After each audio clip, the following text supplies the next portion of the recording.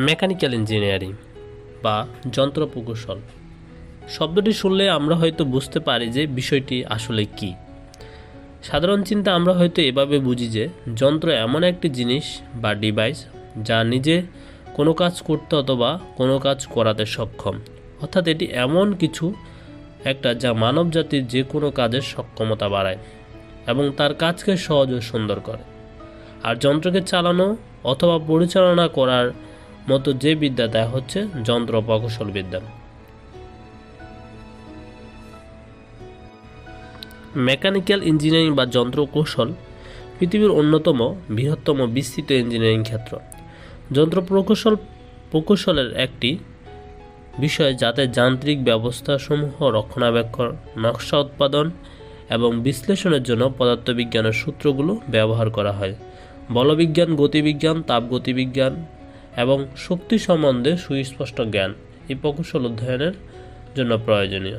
যন্ত্র প্রকৌশলীরা মোটর গাড়ি, বিমান, শীততাপ নিয়ন্ত্রণ ব্যবস্থা, শিল্প কারখানায় যন্ত্রপাতি নির্মাণ এবং চিকিৎসা বিজ্ঞানের যন্ত্রাদি নির্মাণে এই জ্ঞান ব্যবহার করেন। মানুষে আদিকাল থেকে অনেক চিন্তা ভাবনা করত কিভাবে তার কাজগুলোকে সুন্দর ও সহজ করা যায়, কিভাবে কম সময়ে দ্রুত কাজগুলো করা যায়। এভাবে চিন্তা করতে করতে, চেষ্টা করতে করতে আবিষ্কার হয় আগুন, আবিষ্কার হয় চাকা আর অনেক বেসিক প্রয়োজনীয় জিনিস। এভাবে সভ্যতার বিস্ফোরণ ঘটতে ঘটতে কালের বিবর্তনে তারা যানবাহন আবিষ্কার করলো। তারপর তারা জ্বালানি চালিত ইঞ্জিন যেমন স্টিম ইঞ্জিন আবিষ্কারের পর তা দিয়ে রেলগাড়ি এবং জলপথে জাহাজ, স্টিমার চালানো হলো। মানুষের পায়ে হেঁটে অথবা পশু পাখি ব্যবহারের দিন শেষ হয়ে গেল। জীবনে আসল গতি, এই গতির সীমা এতটাই বেড়ে গেছে যে তা আকাশ থেকে মহাকাশ চলে গেছে। আজ মানুষ যে চাঁদে গিয়েছে এবং মঙ্গল গ্রহ থেকেও তথ্য সংগ্রহ করতে সক্ষম, তার পেছনে রয়েছে মেকানিক্যাল ইঞ্জিনিয়ারিংয়ের বড় অবদান। এখানে পদার্থবিজ্ঞান ও মৌলিক সূত্রগুলো ব্যবহার করা হয়, অর্থাৎ এটিকে পদার্থবিজ্ঞানের অ্যাপ্লিকেশনও বলা যেতে পারে।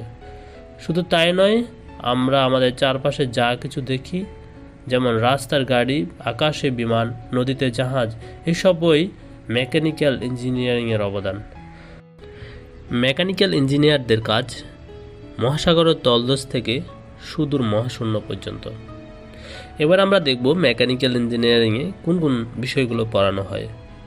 Applied mechanics, fluid engineering, heat transfer, tribology, technologies, nuclear engineering, power engineering, energy conversation, fuel, ocean energy, environment and transportation, noise control and acoustics, rail transportation, solid waste processing, engineering technology management, manufacturing engineering, pressure vessel and piping, system design, fluid power system technology, electrical and electronics, packaging, robotics. মোট কথা, আমরা যে বিষয়গুলোকে আধুনিক সভ্যতার বিস্তার এবং হাতিয়ার বলে মনে করি তার সবই হচ্ছে মেকানিক্যাল ইঞ্জিনিয়ার। এবার আসি বাংলাদেশে মেকানিক্যাল ইঞ্জিনিয়ারিংয়ের অবস্থা সম্পর্কে। বিষয়টিকে বাংলাদেশে একটু পেছনের দিকে দেখা হয়, কারণ এখানে ইউনিভার্সিটিগুলোতে একটি হুজুগ রয়েছে যে মেধাস্থান ভালো হলে অমুক বিষয় নিতে হবে, তাহলে সবাই ভালো ছাত্র মনে করবে। এখানে কেউ নিজের উৎসাহ থেকে কোনো কিছু সম্পর্কে জেনে তারপর পড়তে যায় না। মেকানিক্যাল নিয়ে সবচেয়ে প্রচলিত রিউমারগুলোর মধ্যে অন্যতম হলো মেকানিক্যাল কঠিন বিষয়, দেশে মেকানিক্যালের চাকরি নেই। চাকরির ব্যাপারে যেটা বলবো সেটা হচ্ছে শোনা কথায় কান না দিয়ে জব প্রোভাইডারদের সাইটগুলোতে একটু ঘুরে আসা।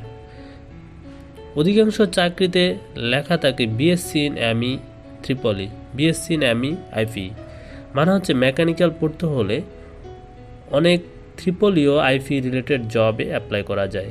দেশে মেকানিক্যালের চাকরি নাই কথাটা 100% ভুল, আর বিদেশে তো সোনায় সোহাগা। 2009 সালের হিসাব মতো যুক্তরাষ্ট্রে প্রায় 16 লক্ষ প্রকৌশলী কর্মরত আছেন। তার মধ্যে প্রায় 2,29,000 যন্ত্র প্রকৌশলী বা পুরকৌশলীর পর দ্বিতীয় সর্ববৃহৎ বিভাগ হচ্ছে এই মেকানিক্যাল ইঞ্জিনিয়ারিং।